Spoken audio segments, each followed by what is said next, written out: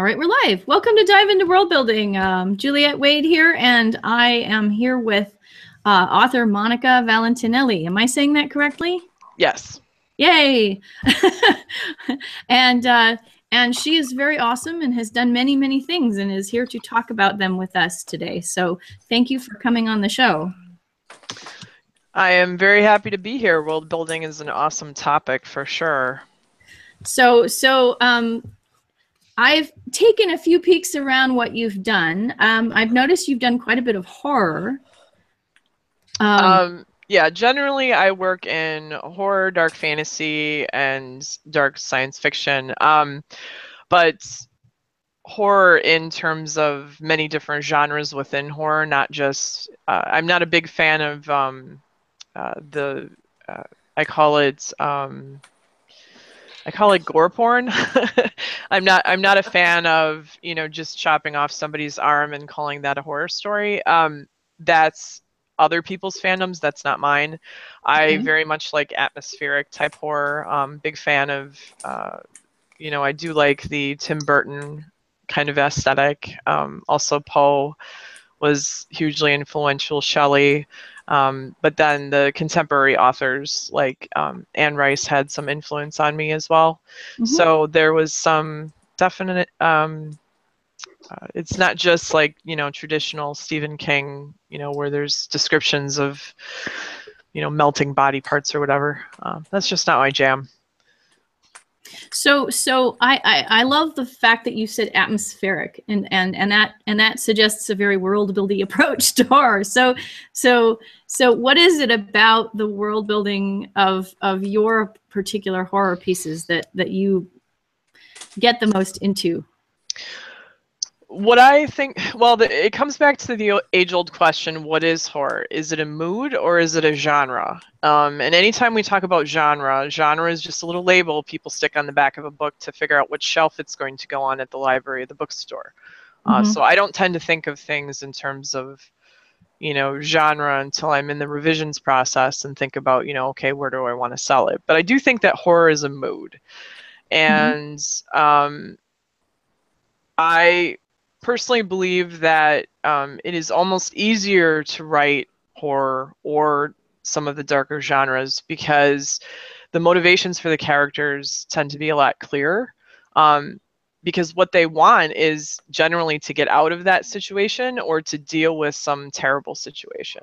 And often it's drawing to the point of light. And one of the things that I'm trying to say as an author in all of my work is generally, even if things are terrible, there's always going to be that little pinprick of light, which is part of the reason why I've also written some Lovecraftian stuff as well, because I find the fact that he's so convinced there's, everything is futile, you're just going to die anyway, Cthulhu, blah, is incredibly depressing.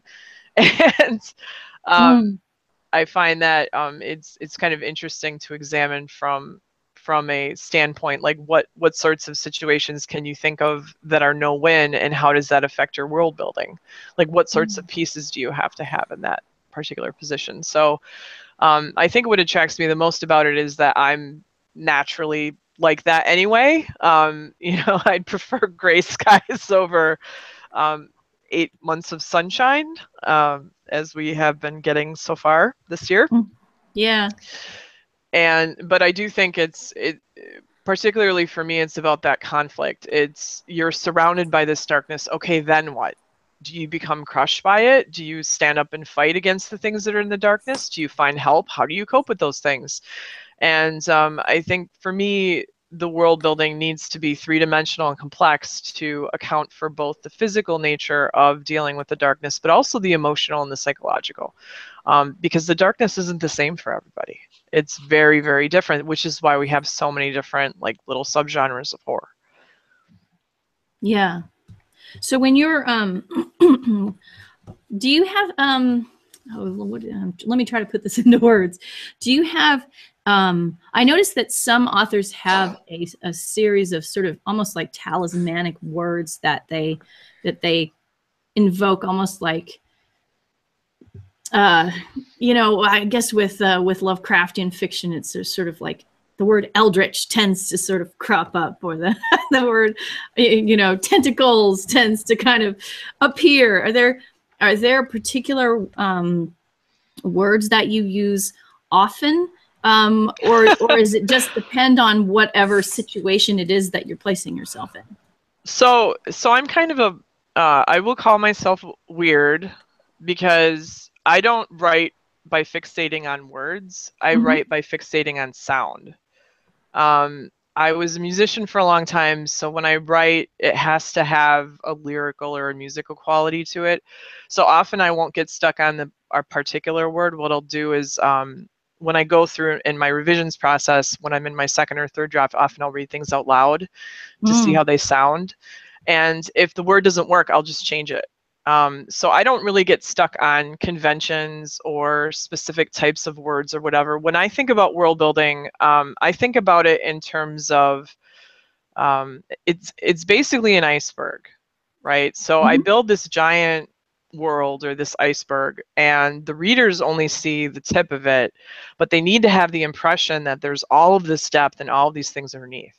Yes. And in order to do that, sometimes it's not necessarily about a particular word that I'm using. Sometimes it's about an emotion that I'm evoking, or it's about the combinations of words. A really good example of this is, I've been working ridiculously long on a world where the antagonists and protagonists to varying degrees are alchemists. In alchemy, traditionally, alchemy had a lot of very specific behaviors to it. So one of the things that alchemists used to do historically is, when they, there was a particular form of alchemy where it was about purifying yourself. And so what they would do is they would put themselves in the hottest water imaginable, just trying to purify themselves. So in one of my stories for this world, the faucet is never cold, it's always hot. And there's a reason for that in the world. So that's the type of world building that I do. I focus on the details, and then combine the details are what paint this picture. But I also take the approach that history is messy. And I'm not a fan of everything tying up nice and neat, because history doesn't do that. I research things obsessively, and one of the things that I've always noticed is that human nature doesn't change even though the technology does. Yeah. So I think about things like that. But then I go back and I read, instead of reading, textbooks, what I'll do is I'll find advertising from a period, or original accounts, or letters are great, letters between two people, because then you kind of get a sense for what that world is really like and how they're dealing with those elements. And that's really what I'm looking for. It's not so much there's a tentacle in this. It's, well, what does the tentacle mean to the story? And how do the characters react to that particular element? Does it remind them of something else? Does it remind them of a snake? Have they never seen a snake before, a tentacle? There's all kinds of things that you can do with that. So it tends to be very situational, because I'm really afraid of getting stuck or reliant on certain conventions or tropes. I want to approach each story as it is. Kind of a long-winded answer to to a very pointed question, but no, that's fantastic. So okay, so you've brought us to a really interesting spot. So can you tell us about some of the things that you've been researching in the last, I don't know, recently? Oh, are goodness. you one? So some of the people who come on the show are constantly researching, and other people have a project and they go into a deep research sort of journey for that project. What does your research process look like? Okay. Well, it depends upon how much I know about the topic.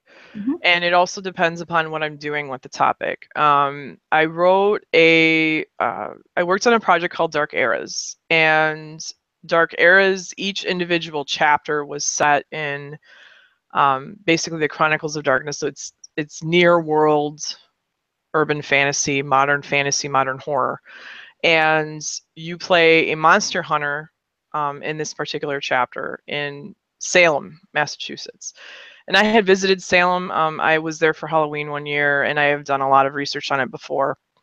And I wanted to do more research on it because this time, basically, instead of just having a static entry about Salem, what I was doing was creating a template so that players could play characters in this world as monster hunters. So I had to come up with a setting conceit. And I worked with my developer, and basically the idea was, well, you know that monsters in the dark exist, but that means you have knowledge that other people, they may be very concerned about, because at that time, everything had a supernaturally motivated reason behind it. If your crops didn't grow, it was the devil's fault. I mean, they didn't have, this is pre-Enlightenment. This is pre all of the scientific knowledge that we have today. So they were looking for reasons why all these things would happen. And while they did have some knowledge, they still were very supernaturally motivated in this very puritanical environment. So I spent about 6 months researching for 20,000 word chapter. And wow. Yeah, and that was more than I had expected to do, but I felt it was necessary because I was also including things about some of the tensions between the fact that there was Metacomet's War that happened ahead of time, and I wanted to be very sensitive to a lot of the aspects of the history that haven't been explored, because there's a lot of stereotypes about Salem, which is why I wanted to write about it.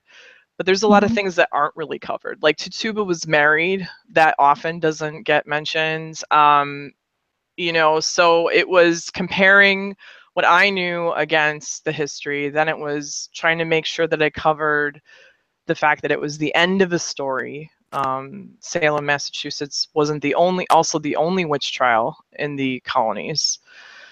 So it was going through all these different things. So it's like I had a list of things that I needed to hit that I already was familiar with, but then also because I wanted to be sensitive, I had to go off in other directions that I was unfamiliar and talk with consultants and all this other bit. So it was a lot.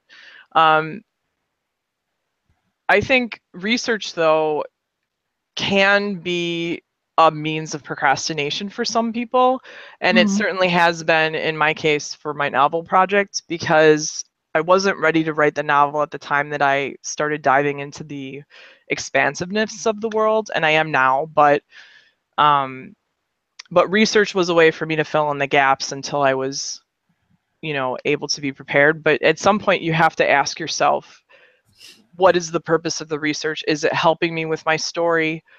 Is my story done? Or am I losing my focus because I'm learning something new in my research? Because that can happen a lot of times. The historical record is very interesting, the way that it's presented. The more authentic you get with the narratives, it's great, but it also takes a lot of time to kind of process all these different layers about what it was like during that era. But then the question is, are you writing historical fiction? Are you being inspired by it? There's all these sorts of questions that you have to ask yourself, and you can really lose yourself in the research and start to lose the faith that you have in yourself as a storyteller. So usually I have to have a goal before I go into research. Alchemy and the occult is a different story, because it always features somewhat in my horror dark fantasy work, because it's still one of the big mysteries that we have in modern society. There's a lot of secret societies that were there that people still have questions about. It's really good fodder for fiction. So this is the alchemy one is the novel that you were just talking about? Yeah, basically what I've been doing is I've been world building for a ridiculous number of years, and it's called Violet War is the name of the world. And basically what it is I have multiple stories that I want to set in this world. And what happened was that I was influenced by the fact that I was working in games, and I was also writing media tie-in stories where you have an existing sandbox and then you write within the sandbox. And I found it was easier for me to write once I knew what the world was, than the opposite, because I don't like to world build. It's called world building on the fly, where you just kind of figure things out as you go. I'd rather know what the story is, know what world I'm writing in, and then I can write really fast and pump it out. But if I don't know anything about something, then I want to take, you know, some time to research it and read and in that particular genre or vertical and know more things about it. And then it's very easy for me to write. Otherwise, the confidence just shows in my drafts. I mean, every time my first draft is crap if I don't know what I'm doing. So I'd rather have that, you know, that comfort, that peace of mind. So I've applied the same techniques that I had in my day job, which is writing for other properties, to my original fiction. And that's working out really well. The words are flowing. It's going a lot faster. I feel a lot more, I feel a lot better about it. So, but that's only one of many, you know, because I've written other short fiction as well. So. Sure. Okay. So, let's see. Well, so you and I spoke about this morning when we were doing our sound check. So you write a lot that is in other people's worlds, and I think that's actually kind of an interesting thing that we don't hear about very often on the show. So I wonder if you might talk about that a little bit. I mean, how much is given to you, and how much are you able to use your own tools, I guess, would be my question. Well, it depends upon the arrangement. So in a sense, this is a little bit like, you know, what you see, whether it's a Star Wars movie or a Star Trek TV show or a novel, you're seeing what's on the stage. It's out there. It's great for everybody to consume. So I'm going to peel back the curtain a little bit. What you start out with is there is a contract agreement and a licensing agreement between the company that wants to make the thing, whatever it is. It could be a book, a game, a movie, you know, whatever it is, with the original license owner. And there is there's usually a different agreement depending upon what it is you want to make, and it's for a specific period of time. And that time period can range anywhere from 1 year, and movies, it's generally 10 years, sometimes longer, but 10 years is about the average. Okay. So when you have that contract arrangement, then that determines the scope of what the project is in terms of what is going to be made. Is it a novel? If it's a movie, what specific movie it is, and then every single arrangement is different. There's no two arrangements or contracts that are exactly the same. From there, you have a company with a team. Usually somebody's in charge, and either you're working by yourself, or you're working with an editor, or you're working with a team to bring that project to life. And in my case, I was the lead writer and developer on the Firefly role-playing game. I also wrote the Firefly dictionary, and I've been working on Chronicles of World of Darkness as well, and some other stuff. So every single one of those pieces that I've worked on are completely different. How you can build things out and when you can build things out, it also varies, but it also depends upon what the company has, what the licensing company has to give you. So there may be a setting Bible, there may not be. You may have to build one. Then from there, there's other things built into the process. Like if you're making a Star Wars game, for example, how far can you go before Star Wars is no longer Star Wars? I mean, those are a lot of questions that you have to ask, because essentially what you're doing is you're trying to create an experience for other fans, all types of fans, of the property that you're making things for. And that can be really hard, but that's where those conversations come in up front. Usually there's an outline phase that will knock off a lot of that stuff. It's generally never about your vision of the world, though you can add pieces of your vision or add pieces of things to that world, because at the end of the day, this is not something that you own. It's somebody else's sandbox. So there's a lot of nuts and bolts to it. So I would say that it's highly variable, And it takes a lot of skills to both collaborate, but also manage your own ego. Because in a lot of cases, you know, you going in with guns a-blazing, okay, great. But, you know, if you didn't create the thing and you're just work for hire, you can be replaced by somebody else who's willing to do that work. You know, there's a lot of those considerations as well. So it taught me a lot, writing it for other people and writing for those things about professionalism, ego. You know, and just those different types of skills. And now that I have that background, that's what I'm applying to my own work. Because eventually my big goal is I'd love to be able to reverse it and do things that Rick Riordan is doing with Rick Riordan Presents. You know, but I have a long way to go and a lot of luck before I can get there. But it's definitely a different experience, because you're not just responsible for yourself anymore when you work on media tie-in. You're responsible for all these other things. Yeah. So. No, that's fascinating.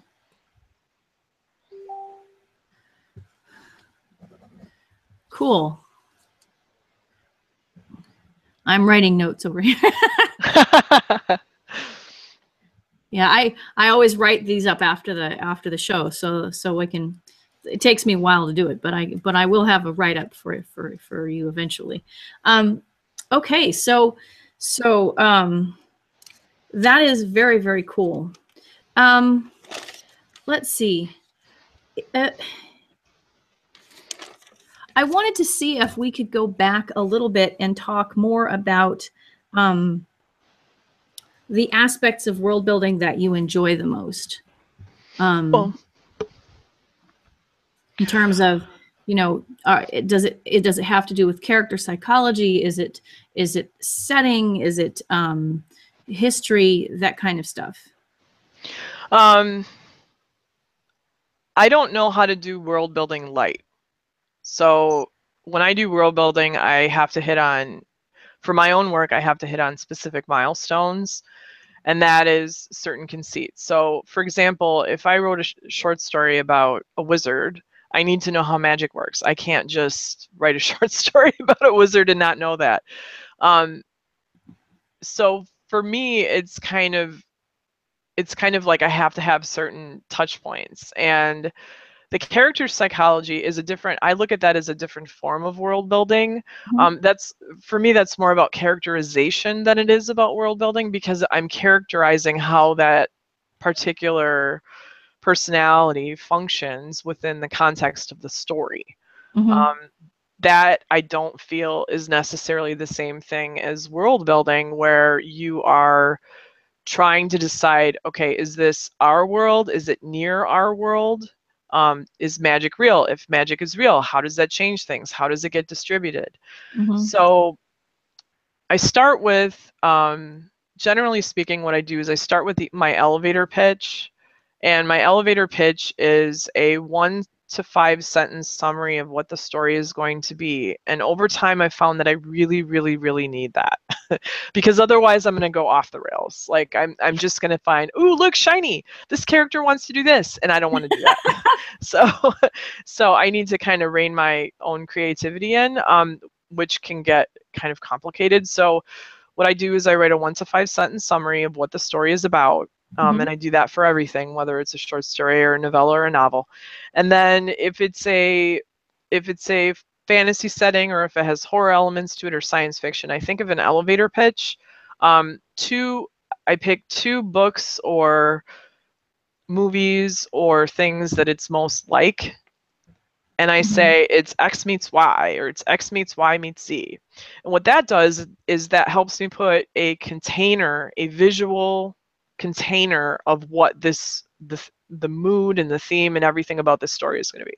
And that kind of helps me encapsulate the little snapshot of what I'm going to write. Because if I'm writing and I get interrupted, or I have to put it down because I have, you know, I call them zombie projects, when I'm working on a project, and okay, it's been in Never Never Land for like a year, and then all of a sudden everybody's like, oh my God, we got to get this done in 2 weeks. And then, You know, this is the only way you're going to get paid, so you have to get the project done in 2 weeks. Fortunately, those don't happen as often, but zombie projects really suck. But if I put that story down, I need to be able to have a thought or a track record of where I was. So by having those details up front, then I'm very familiar with, you know, okay, I know what this story is going to be about, but I also have an idea of the setting and the world. The characterization and the psychology generally comes into play with how that character reacts to different situations. There's a really interesting book. It's what is it called? I believe it's called The Book of Birthdays, or the 365 Book of Birthdays. Okay. Let me look it up real quick. Sure. The Secret Language of Birthdays. That's what it's called. And I have this book, and I don't know if you've ever seen it. I'll pop it in the notes. I like to use it to build characters and give them a birth date. Interesting. Because it gives you keywords, which I'm super happy about, and different types of personality traits and whatnot for a particular day. And they have tons and tons of different types of books on this. Some are a little bit more astrologically based than others, but they're really awesome because often they'll offer both positive traits and negative traits, so that your characters have multiple tones. Let me just grab this and stick this in the chat window.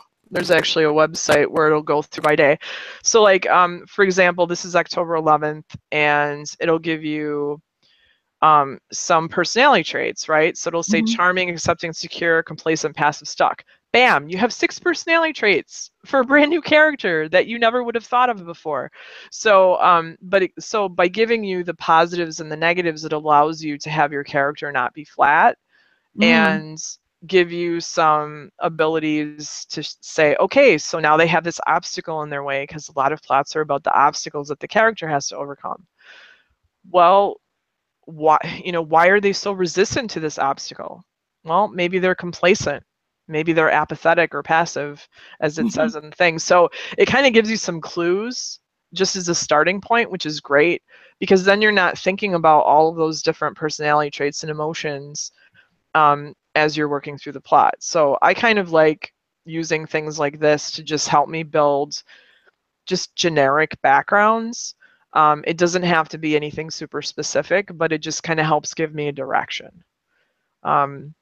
And the other thing that I do, which I think is very, very, very, very, very important, especially if you're an obsessive world builder like I am, is to write down character motivations. I have found that in particular, having character motivations written out as part of your short story or whatever synopsis you're going to do is so helpful.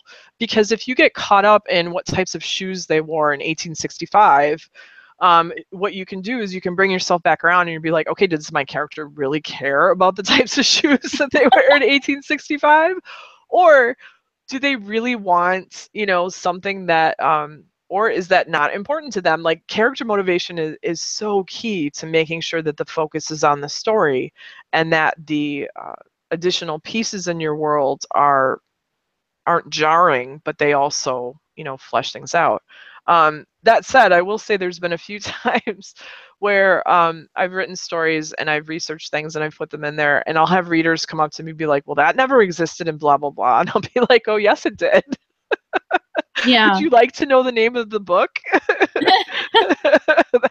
that said that? Because I have 5, I mean. Well, this is actually one of those things that I've heard people running into multiple times, which is that, the person who's done the research knows the history really well, and then somehow that doesn't match with the general public narrative about that piece of history. Yeah, that happens a lot. That said, I've come to accept that there will always be somebody that knows more than me and always somebody that knows less than me, because obviously there are many, many experts in the field. But unfortunately, the popular narrative for a lot of history is part of the reason why I think it's important to draw upon some of those too. Yeah. Because I kind of feel like it's a little bit of a correction, like we've seen a lot of stories about, I mean, we tend to get the same stories about certain pieces of our history over and over and over again. Yeah. And what we don't realize is that that is becoming the historical record for some people. That is how they think about, you know, global or American history. And I feel that that's, I don't know, I have really complicated feelings about that, because if they don't read further or if they don't study further and they just look at it at the surface, that becomes the history for them, and they mix it up with, you know, what actually happened. And I think that's partially the reason why we're in some of the problems that we're in, is because we've been repeating some of these mechanisms or tropes of certain genres, not realizing, you know, maybe that isn't such a good idea to keep repeating anymore. Yeah, right. I hear that. Very, very interesting. Okay, so let's see. So let's see. Do you have any new and exciting things that you're really into right now that you can tell us about? That I can tell you about? No, because my schedule is insane. It would be a very short conversation if you couldn't tell us.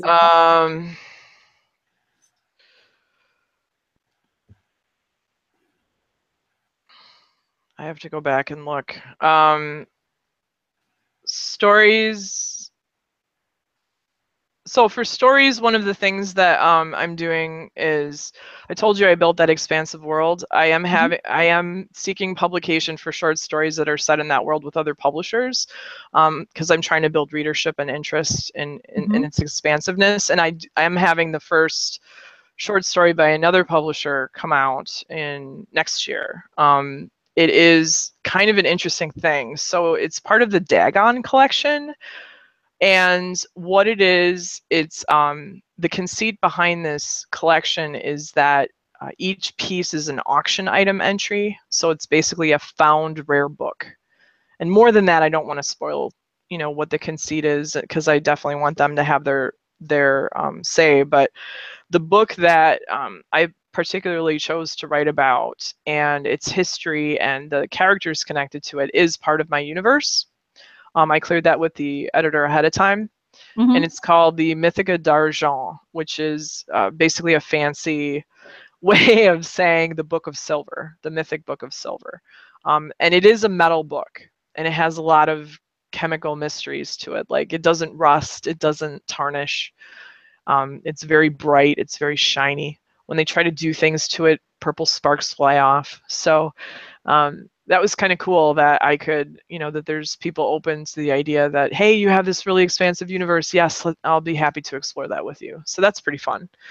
And I have a lot of gaming work coming out. I just wrote something for, I'm the developer for a number of different games. 100 the Vigil 2nd edition, Dark Eras 2, which is basically all the chapters are historical entries in Near World, and I'm working with 2 other developers on that. I am doing the time of Galileo Galilei, the Empire of Mali, and I'm also doing the Qing Dynasty, which will be pretty cool. And I'm also doing the Golden Age of Sci-Fi, which will be really fun too. So that'll be fun. And then what else am I working on for games? I do have a 20th anniversary edition of Vampire the Masquerade Dark Ages quick start coming out. It's called Legacy of Lies, and that is done as well. And then I've got a number of other gaming type stuff. The rest of it, I am unfortunately under NDA, and I can't talk about it. So, I mean, it's big stuff, which I'm super excited about, but I also have a lot of work to get done between now and December 31st. Yeah, it sounds a lot of words. Good. So let me ask you a little bit. How does working in a novel differ from working in a game? Awesome. So in a novel, as an author, you basically are tapping into your own voice to tell a static story usually. But I mean, usually because there is such a thing as interstitial or interactive fiction where you can change the ending and whatnot. But generally speaking, it's a static story. Mm-hmm. And you are doing this for the reader's entertainment, and the reader will take what they want to from that story. Mm-hmm. So you have no control over that. You are basically presenting a story for them to enjoy. In a game, you are presenting the potential for story. So the difference is novels are static and games are dynamic. I would say that games are dynamic to varying degrees. Sometimes video games can be a less dynamic than RPGs, but in most games, what you're doing is you're being as comprehensive as possible within the scope of the game so that different groups of people can pick up and run and tell different stories at their table using the rules. So it's two very different types of writing. In games, you do want to tell people all of the details about the world because they're going to use them in the stories that they create. But in a novel, not necessarily so much. I mean, I know some people would spend, 8 to 10 pages describing like what was on a banquet table, but I certainly wouldn't. That's not my jam. Most cases what we're doing is we're focusing on the plot, and we're really concerned about, from a novelist perspective, we're really concerned about plots, subplots, characters, how all of these pieces tie together. If a piece of the world isn't interesting or if it's not important to the character or the story, often we can safely cut it and it doesn't sacrifice what the story is about. In a game, that's not the case. A lot of times you throw in more than what is needed so that the players can go forth and just have fun. You could have 20 magical items instead of just the one in your novel that your character is using. So it's two very different types of world building. Yeah, it sounds like it does not sound like the iceberg technique that you were discussing earlier. No, in fact, what you're doing is you're presenting the whole iceberg. Yeah. And then having them decide which bit is up.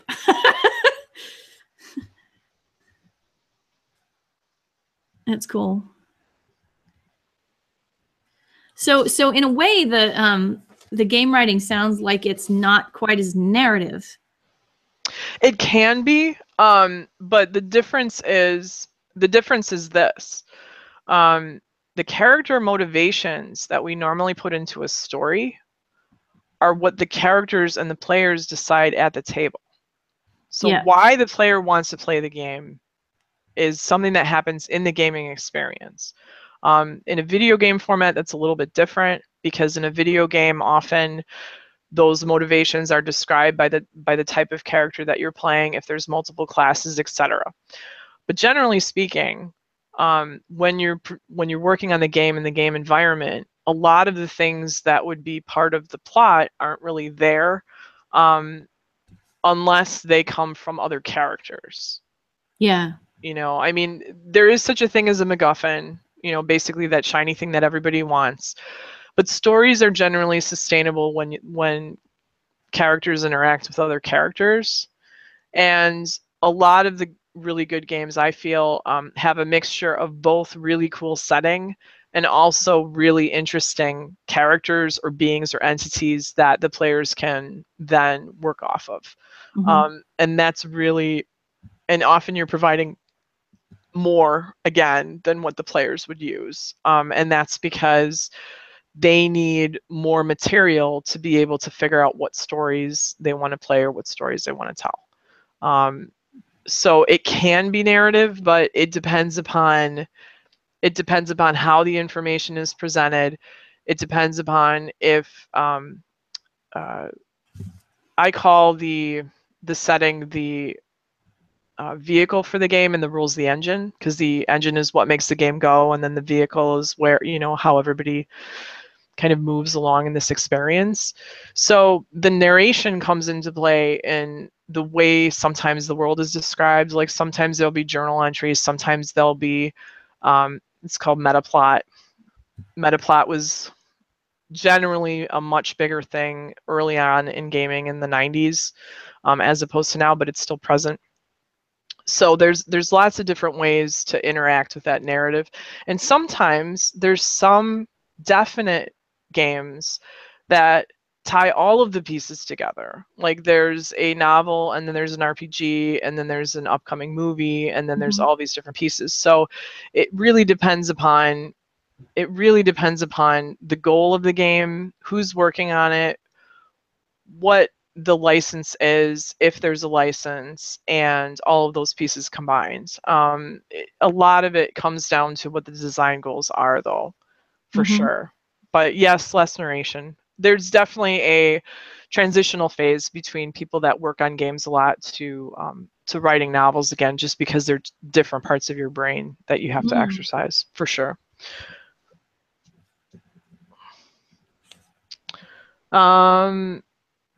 In terms of turning Violet War into a playable RPG, so I made the mistake. I have a business plan for my core business, which is the day job and working on the media tie-in stuff, but I also wrap in nonfiction and fiction into that. I'm trying not to think about what's going to happen after I get through this next leg of creativity, because I found that was preventing me from finishing what I needed to.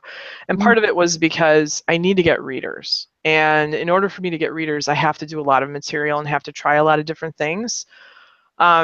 There's so many unknowns in the publishing industry right now, and there's always been unknowns, but there's also a lot of things that can be very depressing, like the fact that people are changing their readership habits, the fact that it's sometimes harder for new authors to find readers. There's all these different things with marketing and blah, blah, blah, and all these other sorts of things.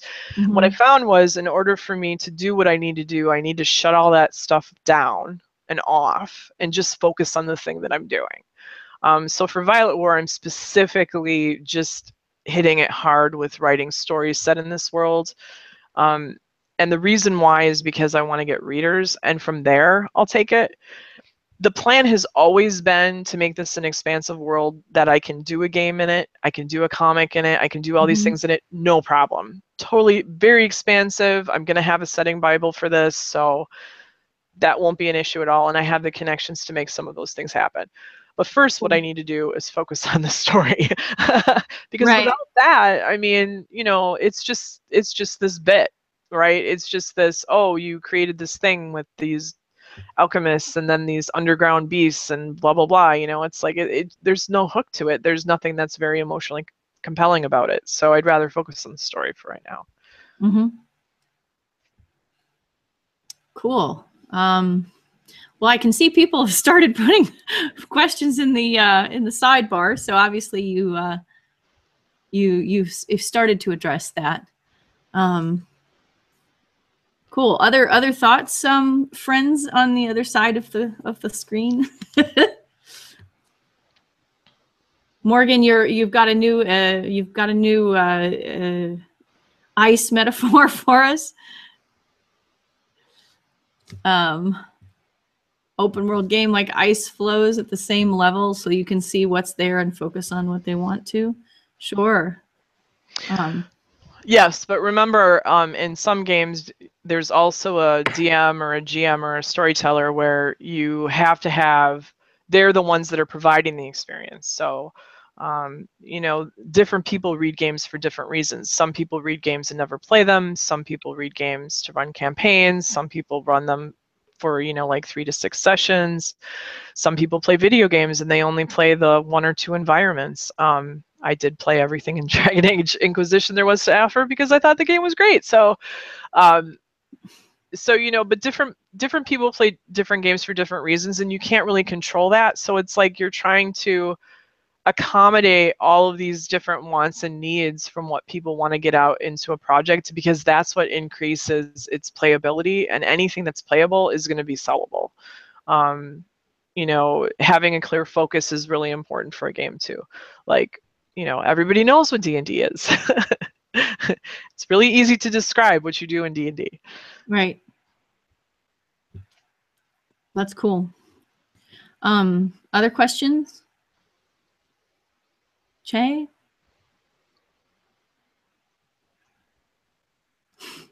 it was just more of a comment. I've never had anyone to play tabletop RPGs with ever, so that makes me sad. Well, if you want to learn or if you want to get involved, there's a couple of options that I think would be really good. I've been very, very impressed with the Adventures League for Dungeons and Dragons. Bigger companies often have what's known as organized play, where they have demo teams working for them at conventions, and you can sign up for a session and just tell them, hey, I'm completely new, I have no idea. And they'll even say in the listings, you don't really need to have any experience, and they'll just teach you.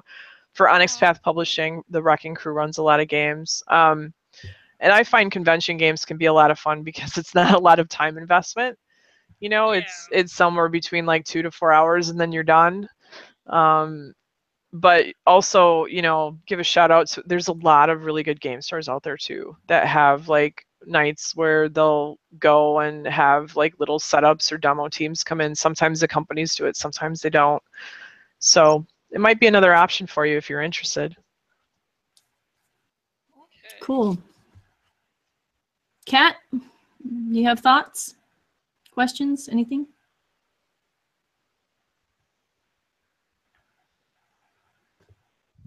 Kat is on mute, and there are two of her, so it's hard to know what's going on. Oh, there she is. There's two of me because I can't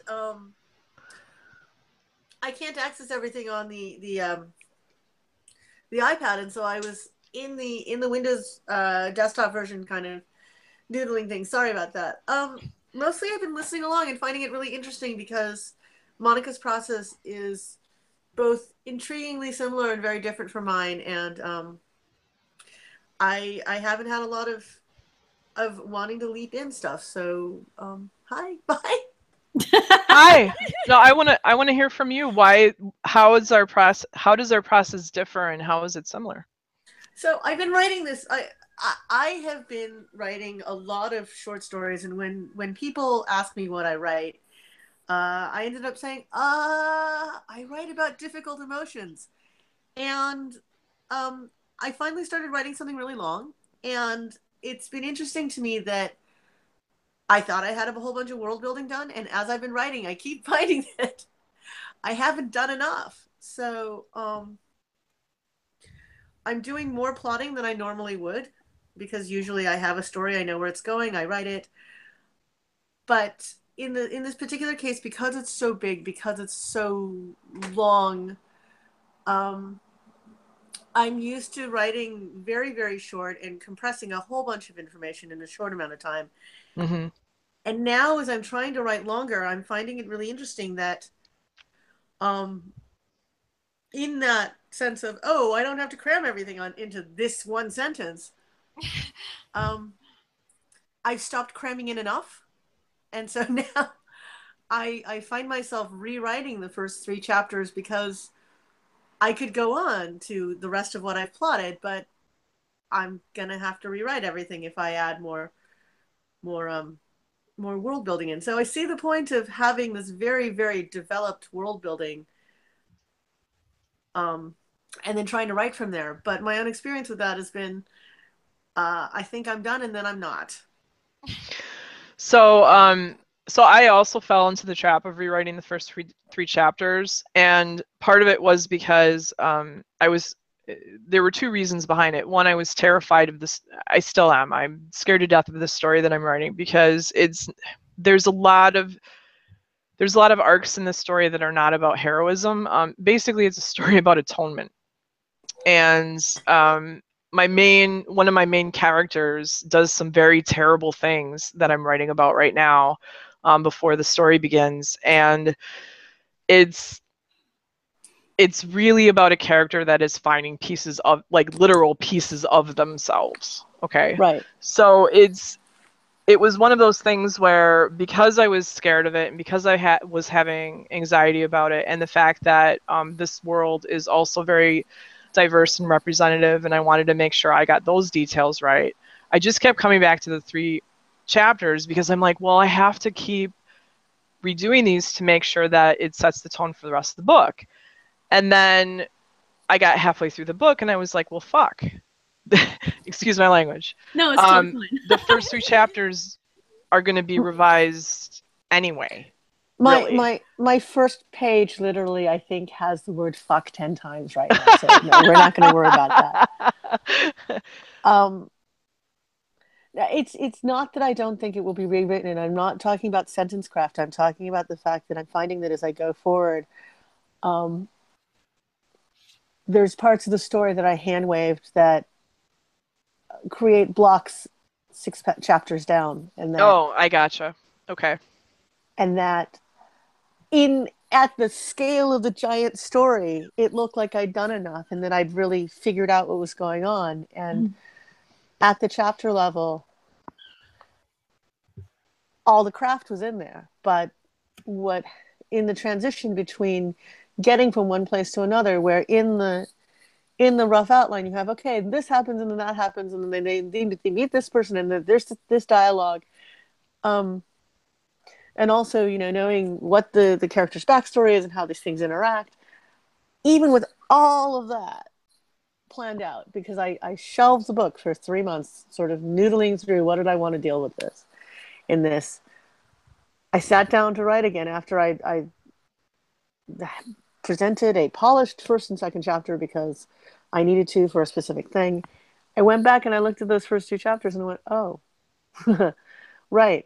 This thing, this Deus Ex Machina I created, I didn't have to Deus Ex that at all. There's actually a reason for it. And so mostly it was me sort of going, no matter how much world building you've done, you're going to find some place where you didn't do enough. Mm-hmm. Yep, absolutely. And I think that's part of the reason why I try to separate out the setting part of world building from the plot part of world building. Because right. The setting part of world building, if I have those conceits, at least those I can have. I mean, I have something like 50 to 75 books that, I use as reference for some of this stuff. But right. If I have the setting part of it, it kind of gives me a little bit more confidence to figure out how some of those things work, just because it's an easier conceit. But there's some things that I'm taking from gaming that are helping with that. And one of those things is magic systems. Right. Playing games to understand how magic systems work, not necessarily how they're distributed. Right. I think is, helping me at least. Wow. Well, this has been amazing, and we are right up against the end of our hour. So I'm going to say thank you for all of your amazing insights, Monica, and thank you for all of those great questions and discussions, friends of mine. And we're going to wrap this up. So looking forward to next week. Next week, we are going to be talking about when we do what. And what that means is specifically times of day and the expectations we have for the kinds of things that we will do at different times of day. So Monica, you're always welcome to come back. I know you have no time in your life, so it's very but you're always welcome. Not until February. Anyway, I look forward to seeing you guys next week, and I'll stop the broadcast.